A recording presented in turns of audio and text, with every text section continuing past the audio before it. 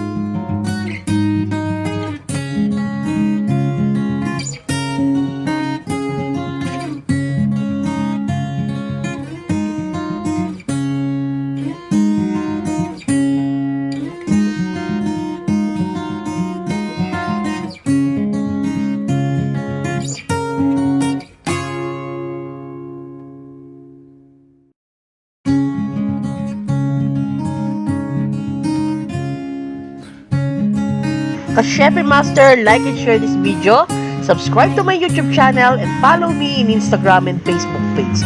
And of course, don't forget to click the bell so that you'll notify whenever I uploaded a new video for you.